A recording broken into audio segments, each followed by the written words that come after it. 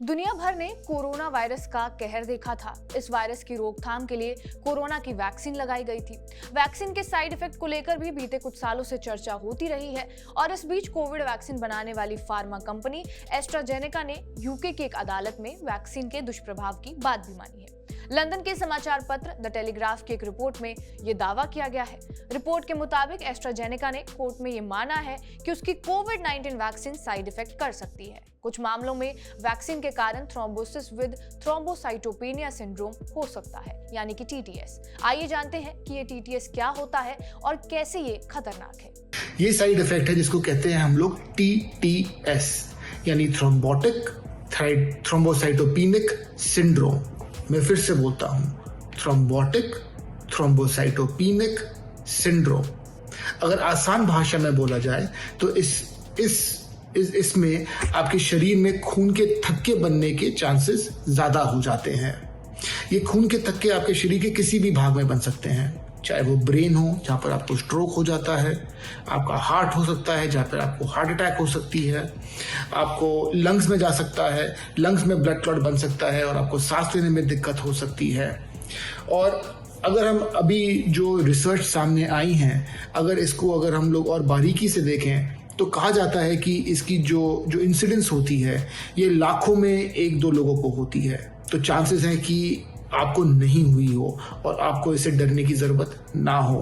TTS यानी thrombocytopenia syndrome की वजह से शरीर में 2 गंभीर समस्याएं एक साथ हो सकती हैं।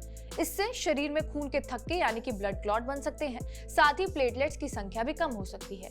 खून में थक्का तब बनता है जब प्लेटलेट्स और प्रोटीन एक साथ चिपकने लगते हैं। कई मामलों में ये थक्के शरीर में खुद ब खुद घुल जाते हैं और किसी बीमारी की वजह से नहीं बनते। लेकिन अगर किसी वजह से ये थक्के नहीं घुलते तो फिर एक कई गंभीर बीमारियों की वजह बन सकते हैं। खून के थक्के बनने का सबसे ज्यादा असर हार्ट और ब्रेन के फंक्शन पर देखा जाता है।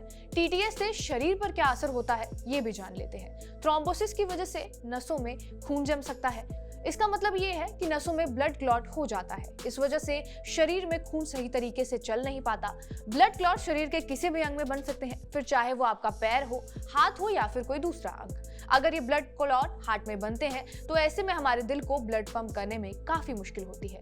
इस वजह से हार्ट की नसों पर प्रेशर पड़ता है, दिल सही तरीके से काम नहीं कर पाता। ऐसे में हार्ट फेल या हार्ट अटैक का खतरा काफी ज्यादा बढ़ जाता है। इसी तरह अगर ब्लड क्लॉट ब्रेन में होता है तो हमारे दिमाग तक पहुंचने वाले ब्लड की सप्लाई सही तरीके से नहीं हो पाती है। इससे ब्रेन हैमरेज और ब्रेन स्ट्रोक का रिस्क भी बढ़ जाता है।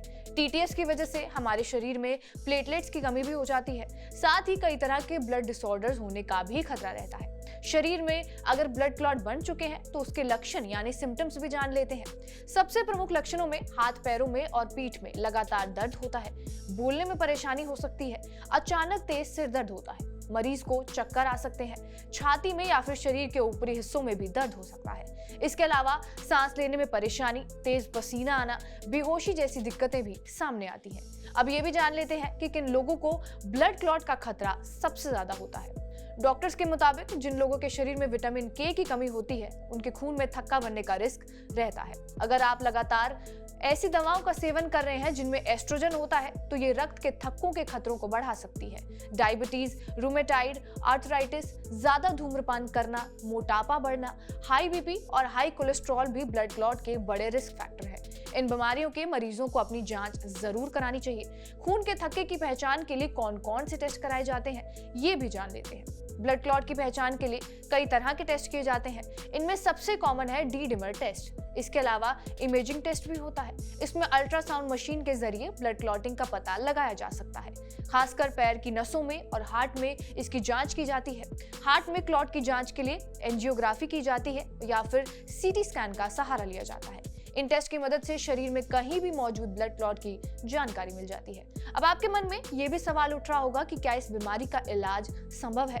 तो हमारा जवाब है बिल्कुल संभव है। अगर आपकी टेस्ट रिपोर्ट में ब्लड क्लॉट मिलता है तो बिना देरी किए फौरन डॉक्टर से सलाह लें। डॉक्टर आपकी परेशानी को देखते हुए ट्रीटमेंट देगा। इलाज की बात करें तो डॉक्टर आपको एंटीकोगुलेंट्स दे सकता है। दरअसल एंटीकोगुलेंट्स खून को पतला करने वाली दवाइयां होती हैं और ये दवाएं शरीर में ब्लड क्लॉटिंग को रोकती हैं। लेकिन आपके शरीर में पहले से खून के थक्के बने हुए हैं तो ऐसे में दवाइयां असर नहीं करती। एंटीकोगुलेंट्स मेडिसिन का यूज शरीर में नए थक्कों को बनने से रोकने में किया जाता है, लेकिन ब्लड क्लॉट्स को खत्म करने के लिए डॉक्टर आपको थ्रोम्बोलाइटिक्स दवाएं देते हैं। इसके बावजूद इन दवाओं से समस्या हल नहीं होती तो फिर थ्रोम्बेक्टोमी की जाती है। ये एक तरह की सर्जरी होती है जिससे शरीर में जमा ब्लड क्लॉट्स को हटाया जा सकता है। आप अपना रेगुलर हेल्थ चेकअप कराइए, अपना ब्लड प्रेशर है तो उसको कंट्रोल करिए, डायबिटीज से को कंट्रोल करिए, अपना बीपी की दवाइयाँ खाइए अगर आपको बीपी है। सिगरेट पीते हैं तो ज़रूर सिगरेट को छोड़िए। हुक्का, तम्बाकू, ये सब चीज़ें काफ़ी हानिकारक होती हैं और इससे हार्ट अटैक की रिस्क बढ़ जाती है। और एक अच्छी हेल्दी ज़िंदगी की तरफ ध्यान दीजिए। वीडियो के आखिर में ये भी जान लेते हैं टीटीएस से कैसे बचें। इसके लिए सबसे जरूरी है आपकी सजगता। समय समय पर बॉडी चेकअप करवाते रहें, रेगुलर एक्सरसाइज करें, तनाव मुक्त जीवन जिए, हेल्दी डाइट फॉलो करें, स्मोकिंग और अल्कोहल का सेवन ना करें और सबसे जरूरी अपने वेट को कंट्रोल करें। ये कुछ उपाय हैं जिन्हें अपनाकर टीटीएस से बचा जा सकता है। बहरहाल आपका इस खबर पर और इस वीडियो पर क्या कुछ कहना है हमें कमेंट बॉक्स में जरूर बताएं। बाकी देश और दुनिया की तमाम बड़ी खबरों के लिए बने रहिए हमारे साथ TV9 डिजिटल पर।